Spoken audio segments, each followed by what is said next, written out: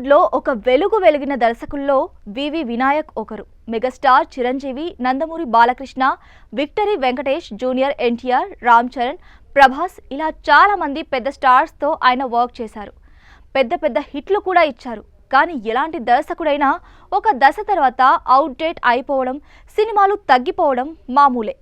తన తరం స్టార్ డైరెక్టర్స్లో ఇప్పటికీ కొందరు మంచి స్థాయిలో ఉండగా వినాయక్ మాత్రం ఖాళీ అయిపోయారు. చివరగా ఆయన తీసిన ఇంటెలిజెంట్ దారుణమైన ఫలితాన్ని అందుకుంది. తర్వాత హిందీలో ఛత్రపతిని రీమేక్ చేస్తే అక్కడ అదే అనుభవం ఎదురైంది. దీంతో వినాయక్ లైమ్ లైట్లో లేకుండా పోయారు. మధ్యలో అనారోగ్య సమస్యలతోనూ ఆయన ఇబ్బంది పడ్డారు. ఆయన ఆరోగ్యం గురించి రకరకాల రూమర్స్ కూడా వినిపించాయి. అయితే ఇటీవలే కోలుకొని ఒక ఈవెంట్లో కనిపించడంతో అభిమానులు రిలాక్స్ అయ్యారు.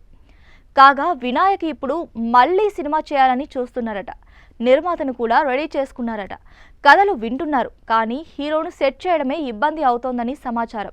వినాయక్ ఫామ్ దృష్ట్యా పెద్ద స్టార్స్ ఆయనకు దొరికే అవకాశం లేనట్లే. నందమూరి బాలకృష్ణ, విక్టరీ వెంకటేష్ లాంటి స్టార్స్ని గతంలో ప్రయత్నించి విఫలమయ్యారు వినాయక్. అయితే ఇప్పుడు ఆయన దృష్టి యంగ్ స్టార్ సిద్ధు జొన్నలగడ్డ మీద పడిందట. దానికోసం గట్టిగా ట్రై చేస్తున్నారని వార్తలు వస్తున్నాయి.